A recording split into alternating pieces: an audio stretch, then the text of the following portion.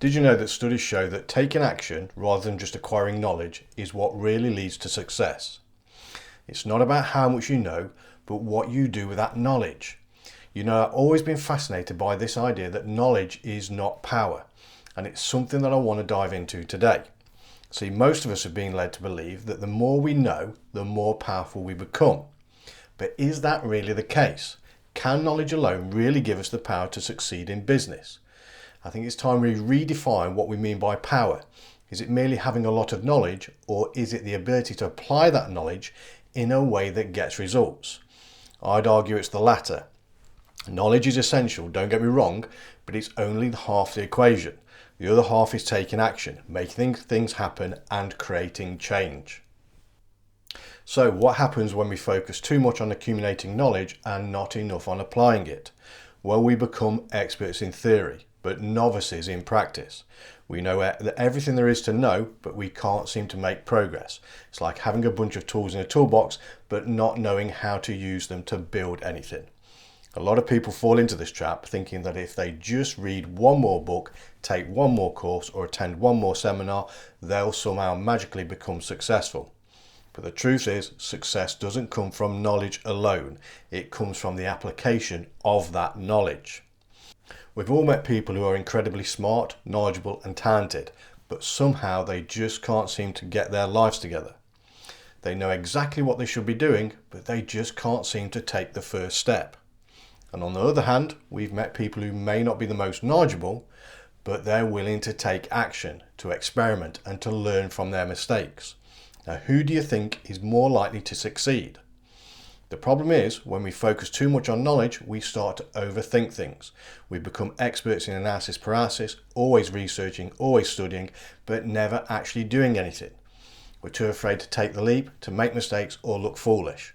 And so we stay stuck, trapped in a world of hypotheticals and what ifs. What if I told you that some of the most successful people in the world didn't necessarily have the most knowledge? What if I told you that they succeeded because they were willing to take action, to take risks, and to learn from their mistakes? Would you believe me? You see, knowledge is like a map. It's helpful, it's useful, but it's not the territory itself. It's not the journey. And if we focus too much on the map, we forget to take the journey. We forget to apply that knowledge in a way that gets results. Now, I want to share a story with you. There was a person who knew everything there was to know about fitness. They had read every book, attended every seminar, and had a PhD in exercise science. But despite all that knowledge, they were overweight, out of shape, and struggling to make progress. Why? Because they never applied that knowledge. They never took the leap to start working out, to start eating healthy, or to start taking care of themselves. Now, again, on the other hand, I know someone who had very little knowledge about business, but they were willing to take action.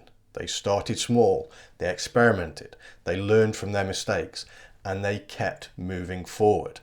Today, they're a successful entrepreneur making a difference to the world.